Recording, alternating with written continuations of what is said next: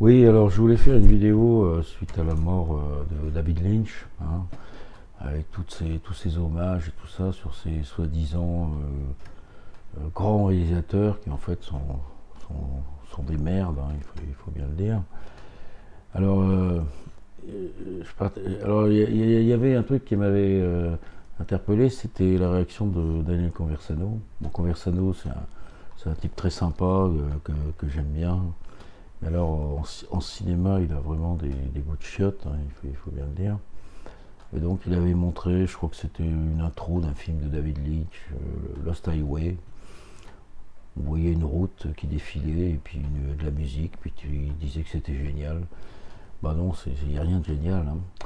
Et puis il y avait aussi la vidéo de, comment il s'appelle, Antoine Goya. Antoine Goya, c'est un youtubeur bon, très doué, hein, très incisif. C'est un, c'est un enseignant, je crois, qui habite en Guyane. Enfin, un type un peu bizarre, mais sympa, puis très bon. Plutôt de gauche, je crois, qui avait, qui avait tapé sur celle que j'adore, la Tatiana Ventose. Méchant, mais il le fait très bien. Donc, et puis il sait imiter Soral, hein. Faut le savoir. Donc Antoine Goya, c'est un type plutôt bien. Mais alors, bon, David Lynch est mort, alors c'est je sais pas, son idole ou je ne sais quoi, il a fait une vidéo, là, très bien faite d'ailleurs, comme tout ce qu'il fait, qui durait 40-50 minutes, mais qui se regardait. Alors il mettait des extraits de films ou de séries très musicales. Bon, c'est son truc, hein, mais bon, faut le dire, c'est complètement nul, hein, c'est complètement nul. Et puis, en plus, là, c'est marrant, la vidéo se terminait de façon abrupte, hein, comme ça. Je pense que c'était intentionnel, hein, c'est pour faire très Lynch, hein, parce que Lynch, il fait un cinéma complètement taré, incompréhensible. Alors bon, moi je me suis dit, tiens, bon, puisqu'il paraît que c'est un grand réalisateur, bon, je connaissais, mais je vais aller revoir, parce qu'il passait sur Arte, Mulholland Drive. Mulholland Drive. Je l'avais déjà vu il y a une vingtaine d'années, je trouvais ça nul. Bah, quelle idée débile j'ai eue, hein, parce que je me suis infligé un pensum de. En plus, ça dure 2h20, mais vraiment, hein, c'est pas possible de faire des trucs pareils, quoi. Alors en plus, après, j'ai été sur Wikipédia pour regarder le. Alors vous voyez, vous avez des films, des très bons films qui ont 3 lignes sur Wikipédia, puis vous avez des merdes comme Mulholland Drive qui ont, je sais pas, c'est presque infini la page de Wikipédia. Alors on apprend que au départ c'était un pilote d'une série que Lynch a tourné. Et puis pendant le tournage, il a appris que la série allait pas se faire, et puis donc il a transformé ça en long métrage. Et il a notamment terminé le film en rajoutant des trucs, mais alors c'est vraiment du foutage de gueule. C'est du foutage de gueule, hein. Ça n'a aucun sens, ça ne veut absolument rien dire. Alors sur la chaîne, sur l'article Wikipédia, il y a des tas d'intellos, de critiques, de journalistes, d'écrivains du cinéma, des mecs qui se posent la question, alors quel est le sens du film? Puis alors ils baratinent, pour finalement arriver à la conclusion que le sens du film, c'est qu'il n'en a pas. Ah ah, c'est génial, hein, c'est vraiment génial, hein. Vous savez, moi je vais faire un film, je vais aller filmer mes pantoufles pendant 1h30. Voilà, je vais filmer mes pantoufles, puis je vais sortir ça, puis il y aura toujours un intello du cinéma qui dira mais c'est absolument génial. Il a filmé ses pantoufles pendant 1h30, mais ça a un sens caché absolument.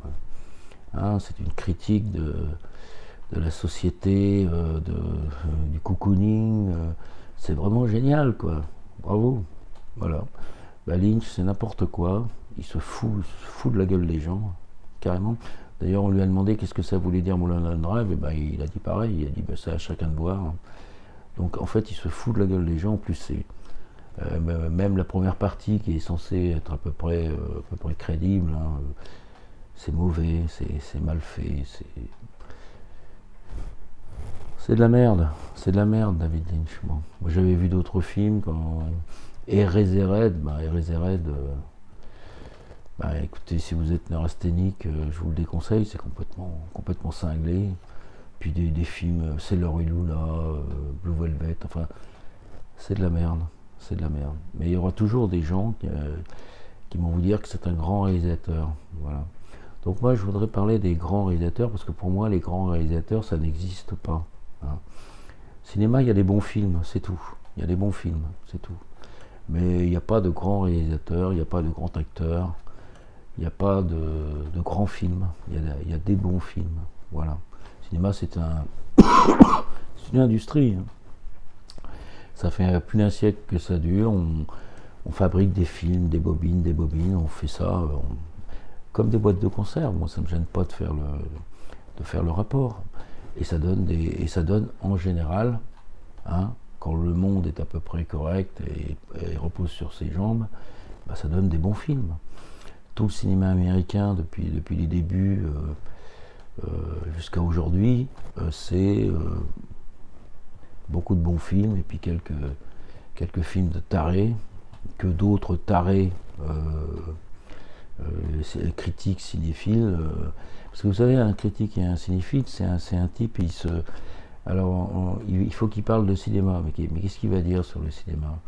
Il va dire, il pourrait dire ce que je dis, voilà, il y a des bons films, avec une bonne histoire, c'est bien fait, c'est artisanal, il y a le bon décorateur, il y a les décors, il y a le chef opérateur, il y a l'ingénieur du son, il y a une histoire qui raconte quelque chose, c'est le cœur même du cinéma, raconter une histoire pour donner des émotions saines, quelque chose qui fait vibrer l'âme, le cœur, et qui donne du plaisir, voilà, c'est ça. Mais une fois que vous avez dit ça, voilà, après vous pouvez égrener la liste des films, et puis ça s'arrête là. Alors qu'est-ce qu'ils font? Ils cherchent la petite bête. Alors qu'est-ce qu'il pourrait y avoir de différent dans le cinéma qui pourrait dire qu'il y a des grands réalisateurs et puis il y a des réalisateurs, quoi. Voilà. Alors ils trouvent n'importe quoi, ils trouvent David Lynch, ils trouvent Kubrick, ils trouvent Tarantino, ils trouvent Coppola, ils trouvent Fellini, ils trouvent des tapés de ce qu'ils appellent des grands réalisateurs qui en fait sont les plus mauvais. Ce sont les plus mauvais. Parce que ce sont des gens qui sont des malades, ce sont des gens qui sont des déviants. David Lynch, c'est un taré. Kubrick, c'est un taré. Ces réalisateurs-là, ils ont quelque chose qui leur manque. Ils ne devraient pas faire de cinéma parce qu'ils sont incapables d'en faire. Alors ils font n'importe quoi. Et puis il y a toujours des abrutis qui vont dire que c'est génial, quoi. Voilà. Hein. Vous savez, c'est une phrase que les gens ils vous disent: ah, c'est un film dérangeant, c'est génial. Non. Moi, je ne vais pas au cinéma pour être dérangé, je vais au cinéma pour être arrangé. Voilà. Donc pour moi, le cinéma, c'est des bons films, une bonne histoire, des trucs sains, des trucs intéressants, et puis ça s'arrête là, Et vous pouvez, comme ça, vous avez une immensité depuis un siècle de bons films qui ont été faits. C'est pour ça que je dis aux gens, n'allez pas au cinéma. Ça sert à rien d'aller au cinéma. Si vous avez un petit peu d'argent, au lieu de dépenser de l'argent au cinéma, abonnez-vous à une chaîne ciné classique, et là vous aurez depuis un siècle des films de toutes sortes, de tout genre, de toutes les années, et puis vous trouverez forcément des bons films. Donc ma théorie, c'est que le cinéma américain a toujours été un cinéma de bons films. J'ai une petite réserve pour aujourd'hui, hein, mais c'est simplement une réserve parce que je ne vois plus de films américains actuels. Mais tout ce qu'il y a eu, Peter Jackson, Matrix, X-Men, déjà il y a quelque chose de malsain dans tout ça. Hein. Et ça continue avec tous ces films où on voit des monstres, quelque chose qui moi me gêne. Et puis alors, aujourd'hui c'est la mode Marvel. Je ne sais plus comment ça s'appelle Marvel, moi je connais plus tout ça. Alors, il y a toujours des bons films américains, ça c'est certain, mais est-ce qu'il n'y a pas une tendance à ce qu'on fasse des mauvais films? Je sais pas, mais je pense, moi j'ai un peu peur. Parce que cette tendance-là, on le voit, on l'a vu, alors là, de toute façon, je pense plus précise, dans le cinéma français. Le cinéma français a reçu un choc, déjà, c'était à partir de la fin des années 50, je crois, la nouvelle vague, 57, 58, je crois. Auparavant, c'était un excellent cinéma, c'était un cinéma comme les cinémas américains, qui faisait des bons films, avec plein de qualités, les mêmes qualités que le cinéma américain, c'était fantastique. Et il y a eu la nouvelle vague, qui était un cinéma de paumé, un cinéma de taré, et ça a commencé à infecter le cinéma français. En plus, ensuite, il y a eu mai 68, le gauchisme, qui a également passé une deuxième couche, si vous voulez. Et alors après, alors moi j'avoue que le cinéma français, j'ai regardé très peu, mais j'ai quand même essayé de voir des films des années 90-2000 à une époque. J'ai fait cette expérience, je me suis mis devant la télé, puis j'ai regardé le tout venant. Je sais pas, j'ai dû voir une centaine de films français comme ça en quelques mois. J'ai trouvé 3 films qui m'ont plu. Voilà. Alors moi j'ai peut-être l'impression que le cinéma français, ils ont inversé les tendances. C'est-à-dire que entre les années 30 et les années 60, les films français, vous aviez la majorité des films qui étaient des bons films, puis vous avez quelques merdes. Et j'ai peur que ça se soit inversé à partir des années 70, quoi, hein, parce que petit à petit, le cinéma d'auteur de merde, le cinéma gauchiste, ils ont eu une très mauvaise impact, et peut-être que les choses se sont inversées. Mais enfin, je dis toujours, si vous voulez juger un film, il faut le regarder, hein. Tant que vous ne l'avez pas regardé, vous ne pouvez pas le juger. Comme je regarde très peu le cinéma français depuis 40 ans, on va dire, je regarde, si j'aime bien le Splendide, j'aime les films comiques, Splendide, les OSS 117, des trucs comme ça, bon, ça c'est formidable. Mais comme je regarde très peu, globalement, le cinéma français, disons que je ne me permets pas de juger. Ce que je dis est intuitif. Voilà. Voilà donc ce que je pouvais dire. Alors la caractéristique de ces faux grands réalisateurs, de ces types qui sont poussés par des abrutis cinéphiles, etc., c'est qu'il leur manque une case, il leur manque la sensibilité. Vous prenez les films de Kubrick, il n'y a pas d'histoire d'amour dans les films de Kubrick, c'est un atrophié du cœur, un atrophié du sentiment, hein. Il y a pas, c'est ça qui manque dans ces films. Il manque le bon sens aussi, parce que vous allez au cinéma, vous y allez pour entrer dans une histoire, pour être bien. Et c'est le moindre des respects pour un cinéaste de créer cette chose-là, ce qui est pas le plus facile à faire, hein. Mais c'est ça le cinéma. Si vous n'êtes pas doué pour faire ça, vous ne faites pas de cinéma, hein. Si vous n'êtes pas doué pour la musique, vous faites de la musique contemporaine, complètement déglinguée, bon, vous n'avez aucun succès, c'est normal. Si vous supprimez l'harmonie, si vous supprimez ce qui donne le plaisir, voilà, vous aurez trois pelés, 4 tondus, un télo avec 3 cheveux sur la tête, des mecs qui se prennent la tête, qui vous diront vous êtes génial, mais ça s'arrêtera là, quoi. Et voilà, c'est le cas avec tous ces faux grands réalisateurs qu'on nous bassine depuis des décennies, hein. Et alors un exemple, par exemple, c'est Tarantino. Alors Tarantino, ce qui est très étonnant avec Tarantino, c'est que moi c'est ça qui m'inquiète, si vous voulez un peu. C'est que et ça va à droite comme à gauche, hein. Moi je suis plutôt droitiste, extrême droite, mais je m'aperçois que dans ces milieux-là, vous avez la même chose, hein. C'est des gens qui n'ont pas de cœur, qui n'ont pas de sentimentalité. Donc finalement, Tarantino, c'est marrant, c'est des films marrants, il est dynamique, voilà un peu voilà un peu le résumé de ce que pensent les gens de Tarantino dans ces milieux-là, qui soient un télo de gauche ou un télo de droite, quoi. Qui dit que Tarantino est un malade mental, un cinglé, un sadique, qui fait de la violence gratuite? Et si vous voulez une définition du fascisme, eh ben vous l'avez là. Hein. Le fascisme, c'est pas Eastwood et Bronson dans les années 70. Le fascisme, c'est Tarantino. Hein. Personne. Les gens soient de gauche, le mec, il a ses entrées à Cannes, il a ses entrées partout. Alors qu'il fait des films dégueulasses. Pulp Fiction, je sais plus, j'avais vu, c'est absolument dégueulasse. Hein. Et il embauche en plus De Niro et puis Bruce Willis, qui font ça, voilà des rôles qui font tâche dans leur filmographie, vous me direz. Bon, en fait, ils ont tourné qu'une fois avec lui, ils ont compris. Hein.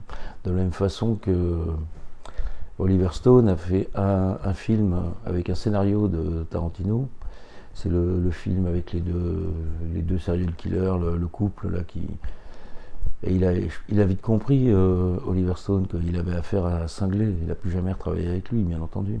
Il a fait un film de merde. Voilà. Donc voilà. Voilà ce qu'on peut dire. Alors bon, je vais vous rappeler des choses que j'avais écrites il y a une quinzaine d'années. Le cinéma, c'est le classicisme. Voilà. Et seul le classicisme est révolutionnaire. Ça, c'est une phrase de John Ford. Hein.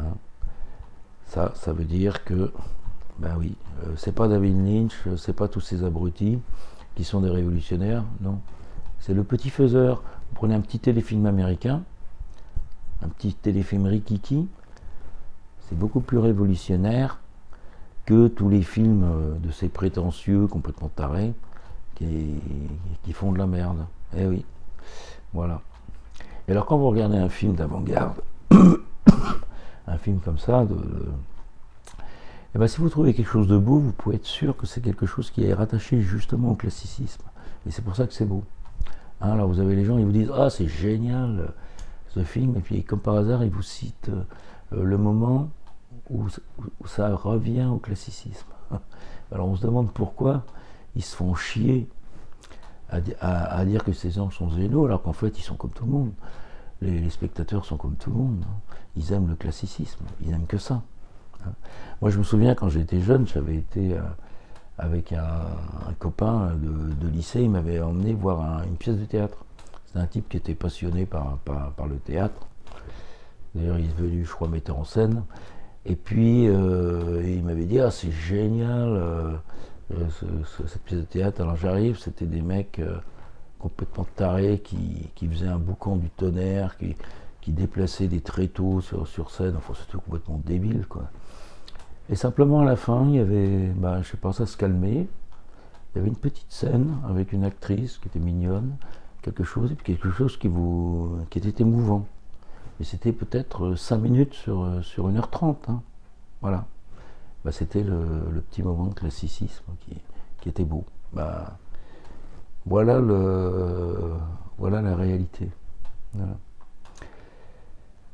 Voilà. Alors je ne sais pas si je l'ai dit, si j'ai parlé des cinéastes dérangeants. Hein, on vous dit un cinéaste dérangeant. C'est formidable, c'est génial, mais moi je ne vais pas au cinéma pour être dérangé, je vais au cinéma pour être arrangé. Voilà. Alors si vous voulez une image, un archétype du bon film, vous prenez le petit western des années 50, avec un réalisateur inconnu, avec des acteurs inconnus, et avec la fin, vous savez, la fin qu'on voit souvent pour ces films, avec le héros qui embrasse la jeune fille, sa belle, qui l'embrasse, et puis il y a The End, à la fin. Voilà le bon film américain. Que demande le peuple? Il demande rien d'autre. Une histoire, un shérif, des bandits, des troupeaux, des coups de feu, un héros, une histoire d'amour, voilà. Et voilà, tout ça bien agencé, comme savent le faire les bons, comme savent le faire les bons réalisateurs, les vrais. Et puis comme ça veut le faire, ces artisans, c'est de l'artisanat. Hein, voilà, c'est de l'artisanat. D'ailleurs, vous avez par exemple, je vais prendre par exemple le cinéma, vous savez, anglais classique, Jane Austen. Jane Austen, c'est un monument, c'est un patrimoine, c'est une idole de toute l'Angleterre. Et je crois que c'est en 95. Alors ils ont fait un tas d'adaptations des livres, des principaux livres, 5 ou 6 de Jane Austen. Il y en a plein, que ce soit des téléfilms, des séries ou des films de cinéma, et c'est toujours d'une qualité absolument remarquable. Ben oui, parce qu'un patrimoine, hein, on fait attention, hein, on fait de la qualité toujours déjà. Jane Austen, c'est de la qualité, et tout le travail qui est fait en amont tout est toujours là, quoi. Les décors, les comédiens, et c'est pas forcément des comédiens connus, des réalisateurs connus, hein. Mais non, parce que là, vous avez la qualité, vous l'avez forcément. Voilà. Et alors, il y a un cinéaste complètement repoussant, absolument écœurant, qui s'appelle Ang Lee. Et alors, je ne sais pas comment ça s'est fait, mais Ang Lee a été choisi pour faire une adaptation de Raison et Sentiment de Jane Austen avec Emma Thompson. Mais pourquoi? Parce qu'il sait, c'est rien du tout. C'est rien du tout. Qu'est-ce qu'il a fait? Tout était fait en amont. L'histoire, le roman de Jane Austen, tout ce qui était adaptation, scénario, dialogue, etc., tout a été fait en amont. Et puis Ang Lee, simplement, c'est un nom comme ça. Le mec, il s'est assis sur sa chaise, il a dit moteur, et puis après il a dit coupé. Mais il n'a rien fait sur ce film. Et heureusement qu'il n'a rien fait, parce qu'il aurait commencé à vouloir faire un film à sa sauce. Il était viré au bout de 2 jours. Hein. Il était viré au bout de 2 jours. Dans le cinéma, dans le vrai cinéma, le réalisateur a une place, et pas une place particulière. Un réalisateur, c'est pareil que le monteur, c'est pareil que le décorateur, c'est pareil que le dialoguiste, c'est pareil que l'acteur. C'est une place parmi les autres. Il est là pour veiller à ce que tout ça fonctionne correctement, etc. Mais c'est pas l'âme du film. Hein. L'âme du film, c'est... Alors s'il y a quelqu'un, on pourrait dire que c'est l'âme du film, c'est le scénariste, parce que c'est lui qui crée l'histoire, ou l'adaptateur, ou le romancier. Voilà. Le cinéma, c'est une histoire. Et donc le réalisateur, ce sont les tarés, notamment à partir de la nouvelle vague, qui ont donné cette place au réalisateur qui est complètement débile, quoi. Il faut bien le dire. Voilà. Alors je fais souvent la comparaison, par exemple, entre les cinéastes de gauche américains et les cinéastes de gauche français. C'est-à-dire que les cinéastes de gauche américains, eh ben, c'est avant tout des cinéastes. Hein. Vous pouvez prendre les cinéastes de gauche, je sais pas, vous pouvez prendre Richard Brooks,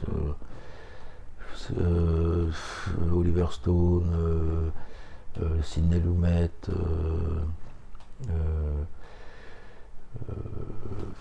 je sais, Arthur Penn, Martin Ritt, beaucoup de cinéastes comme ça qui sont réputés de gauche, mais qui font un très bon cinéma.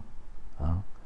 Tandis qu'en France, malheureusement, il y a des cinéastes de gauche, mais ils sont plus de gauche que cinéastes.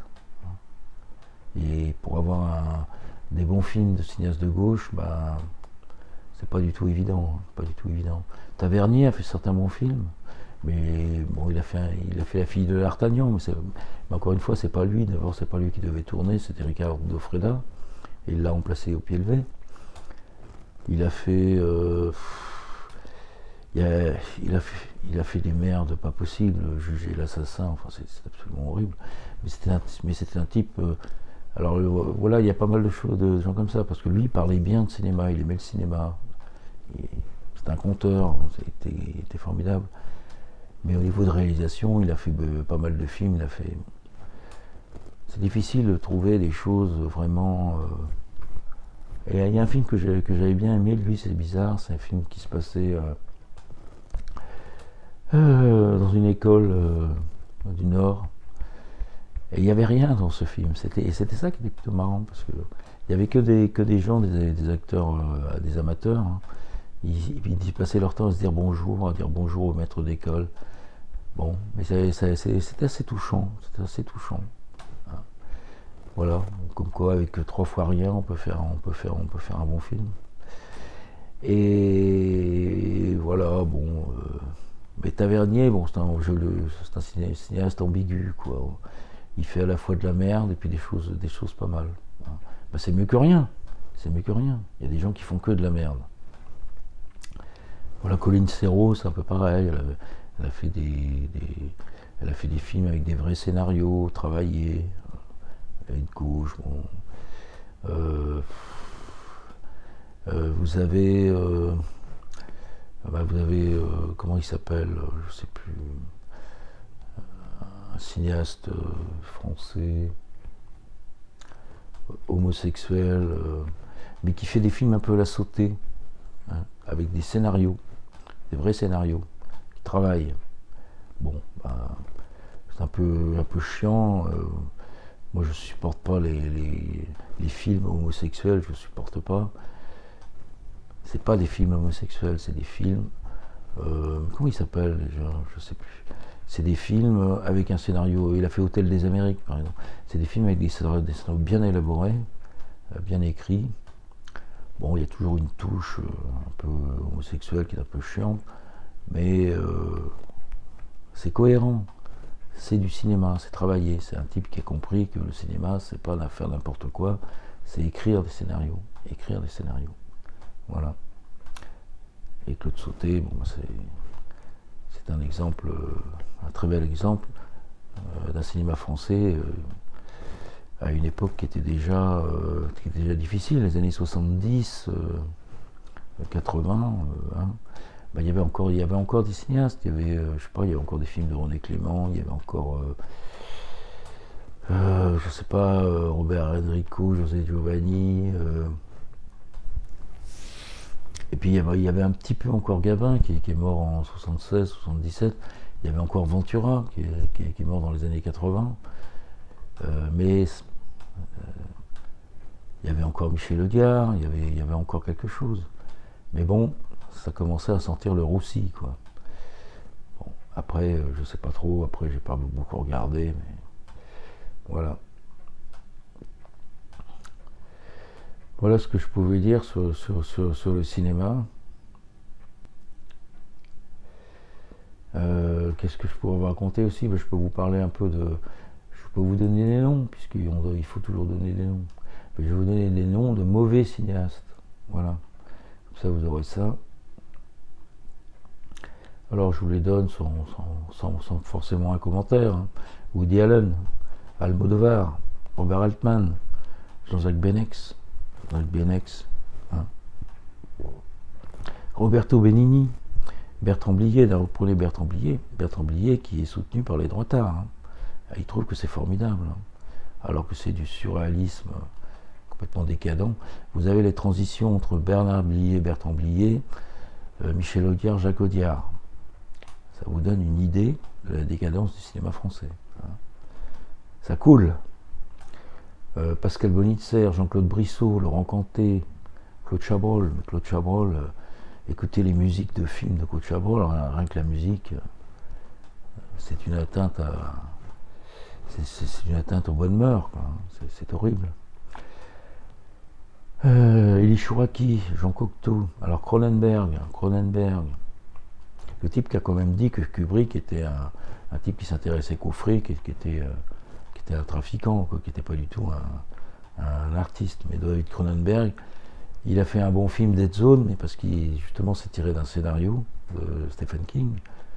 Et puis il a fait des trucs d'une violence. Alors, avec le summum, c'était Crash. Crash, enfin, je veux dire, c'est un film dégueulasse. Voilà. Très malsain, Cronenberg. La mouche, faux semblant, enfin, c'est une horreur. Voilà. les frères Dardenne, Arnaud Desplechin, alors tout ça c'est Cannes. Jacques Doyon, heureusement que les Inconnus en ont fait un... Il a au moins servi à ça. Et ils ont fait un sketch hilarant. Atom et Goyan, le cinéma russe. Qu'est-ce que c'est chiant, Eisenstein. Dernièrement, j'ai essayé de voir Guerre épée de Bondarchuk. C'est complètement cinglé, quoi. Regardez Guerre épée de King Vidor avec Henri Fonda et Audrey Hepburn. Ben là, vous avez du vrai cinéma. Cinéma russe, hein, c'est assez horrible. Et Conversano a dit du bien de Pavel Longin, cinéaste russe. Mais c'est une horreur. De toute façon, Conversano, il a des goûts de chiottes en cinéma. Il a des goûts de chiottes. Voilà, il aime le baroque, mais il aime pas le cinéma. Il aime l'artifice. Voilà. Pourtant, c'est un type sympa, Conversano. Mais alors, il faut pas qu'il... Quoi qu'il veut faire un film, je crois. Et qu'il s'y mette. Il a au moins compris une chose, c'est que faire un film, il ne faut pas faire un film suprémaciste blanc. Il faut faire un film, c'est tout. Faire un bon film, voilà. C'est ce que devraient faire tous les droitards, tous les dissidents qui ont du fric, et à mon avis ils en ont. Eh ben, faites des maisons de production et faites un maximum de films, des films de fiction. Le Lapin du Futur, par exemple, c'est un type qui a beaucoup de talent, ça se sent. Il devrait travailler sur des films de fiction. Et beaucoup devraient faire ça. Hein, pour produire, pour essayer de mettre ça, mais pas produire des films de droite, produire des films, des bons films. Il n'y a pas des bons films de droite et des bons films de gauche. Vous prenez prenez les séries européennes là, qui passent sur Arte, vous avez des choses fascinantes, des choses très très bien faites, très bien écrites, merveilleuses. C'est bourré de wokisme, de gauchisme, de tout ce que vous voulez. Qu'est-ce que ça change? Ce qui compte, c'est que ce soit bien. Et si c'est bien, c'est bien. Il faut faire des bons films, voilà. Et ça, je pense que les dissidents devraient s'y mettre. Au lieu de passer leur temps à critiquer, il faut y aller, il faut produire. Si vous n'avez pas le talent pour, mais il faut produire des gens qui l'ont. Il y a des gens qui l'ont, qui attendent que ça. Si vous avez du fric, allez-y. Allez-y. Alors, les cinéastes nuls, Atom et Goyan, Pascal Ferrand, Anne Fontaine, cinéaste française qui a fait un nombre considérable de films. Je ne sais pas comment elle fait. En plus, elle fait ça avec des têtes d'affiche, enfin, alors qu'elle fait un cinéma absolument détestable. Al Hartley, Jim Jarmusch, Jean-Pierre Jeunet, qui a fait Alien 4. C'est quand même incroyable de faire, être incapable de faire un bon film avec Alien, de faire une horreur. Ça, c'est repoussant. Mathieu Kassovitz, alors lui, La haine, c'est vraiment une horreur. Et puis, bon, il n'a pas fait beaucoup de films, heureusement, parce que lui, il n'a aucun spectateur, mais ouais. Par contre, j'ai l'impression qu'il connaît bien le cinéma américain, mais il devrait simplement en parler. Qu'il fasse comme Tavernier, qu'il arrête de faire des films. Kieslowski, Cédric Clapiche, oh là là, mon Dieu. Stanley Kubrick, bon, j'en ai parlé, Stanley Kubrick, c'est un malade mental, c'est un type qui n'a pas de... Il lui manque une case, quoi. C'est des gens qui n'ont pas de... Je ne sais pas si c'est le cerveau, c'est plutôt le cœur, ils n'ont pas de cœur. C'est des insensibles. Ils n'ont pas la command decency, le sens de ce qu'est le cinéma, qui doit apporter du bonheur, du plaisir, de la joie, de l'espoir, quelque chose qui fait vibrer. David Lynch, bon, voilà, j'en ai parlé. Claude Miller. Miller a fait un bon film avec Ventura et Michel Serrault, et puis le reste, c'est de la neurasthénie totale. Alain Resnais, Steven Spielberg, oh là là, le grand Steven Spielberg. Il a fait Duel, il a fait Les Dents de la Mer, il a fait La liste de Schindler, et puis le reste, c'est de la mièvrerie. C'est le ciné. Comparez Brian De Palma et Spielberg, vous avez un vrai cinéaste qui fait des vrais films, des bons films. Puis de l'autre côté, vous avez un enfant, quoi, une espèce de demeuré qui fait de la mièvrerie, sucrerie. C'est malsain, c'est malsain. Tarantino, j'en ai parlé. Jacques Tati, qu'est-ce que c'est chiant, Jacques Tati, il faut le dire. Daniel Thompson, ben voilà, vous passez de Gérard Rouy, qui faisait des films assez drôles, bien faits, à Daniel Thompson, qui fait une grosse bourge, qui fait des films en poulet, voilà, des films avec Charlotte Gainsbourg. François Truffaut, alors François Truffaut, symbole de la nouvelle vague, qui écrit un livre sur Hitchcock. Mais quel est le rapport entre François Truffaut et Hitchcock?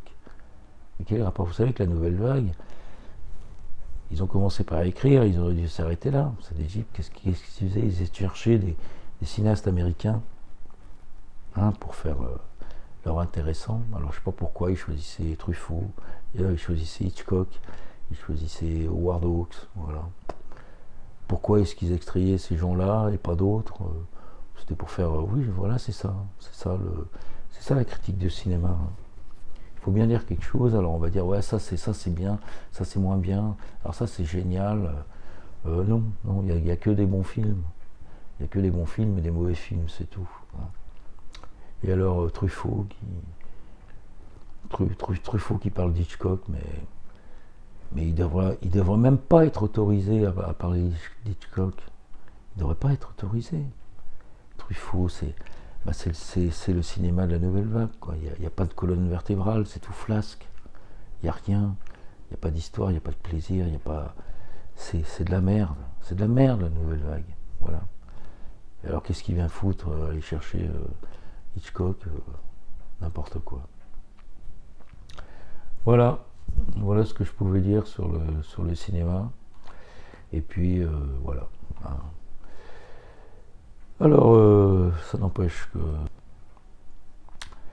Antoine Goya est un excellent youtubeur, hein, très sympa. Mais il a des goûts de chiottes, comme Conversano, comme malheureusement beaucoup de dissidents. Hein. Vous savez, vous savez, des droitistes qui vous disent j'ai la nostalgie de la nouvelle vague, la bonne époque de Louis Malle, de Godard et de Bernadette Lafont, mais vous en avez plein. Vous en avez plein. C'est des tarés. Ils ont beau être droitistes, c'est des tarés. Voilà, merci.